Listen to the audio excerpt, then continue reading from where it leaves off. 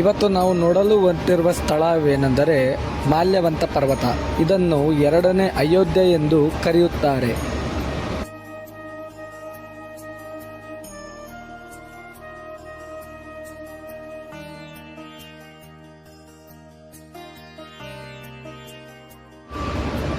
ಈ ಮಂದಿರವನ್ನು ಎರಡನೇ ಅಯೋಧ್ಯೆ ಎಂದು ಕರೆಯಲು ವಿಶೇಷವೇನೆಂದರೆ ಅಖಂಡ ರಾಮಾಯಣದಲ್ಲಿ ರಾಮ ನೆಲೆಸಿದ್ದು ಹೆಚ್ಚು ಕಾಲ ಇಲ್ಲೇ. ತ್ರೇತಾಯುಗದಲ್ಲಿ 4 ತಿಂಗಳುಗಳ ಕಾಲ ಇಲ್ಲೇ ನೆಲೆಸಿದ್ದರು. ಈ ಮಂದಿರವನ್ನು ಕಟ್ಟಿದ್ದು 1529ರಲ್ಲಿ ಕಟ್ಟಲಾಗಿದೆ. ಶ್ರೀಕೃಷ್ಣದೇವರಾಯರು ಈ ಮಂದಿರವನ್ನು ನಿರ್ಮಾಣ ಮಾಡಿದರು.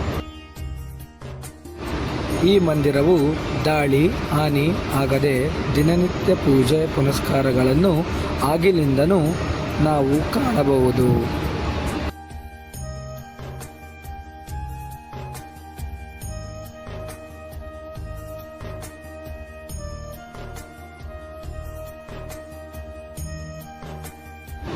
ಮಂದಿರದ ಒಳಭಾಗದಲ್ಲಿ ಯೋಗ ಮುದ್ರೆಯಲ್ಲಿ ಕುಳಿತಿರುವ ರಾಮ, ಲಕ್ಷ್ಮಣ, ಸೀತೆಯನ್ನು ನಾವು ಕಾಣಬಹುದು.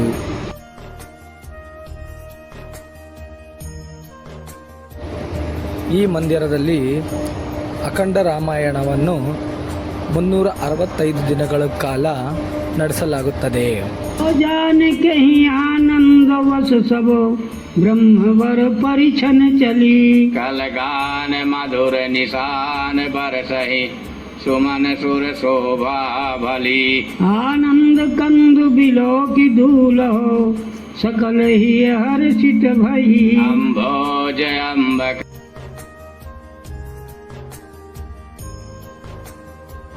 ಗುಡಿಯ ಹಿಂಭಾಗದಲ್ಲಿ ರಾಮನು ಸ್ಥಾಪನೆ ಮಾಡಿರುವ ತ್ರೇತಾಯುಗದಲ್ಲಿ ಶಿವನ ಲಿಂಗವನ್ನು ಕಾಣಬಹುದು.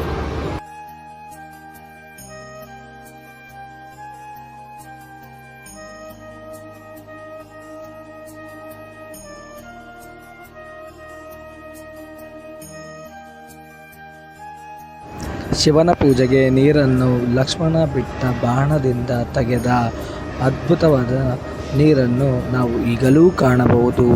ಇದನ್ನು ಪಟಕ್ಶಿಲಾ ಎಂದು ಕರೆಯಲಾಗುತ್ತದೆ.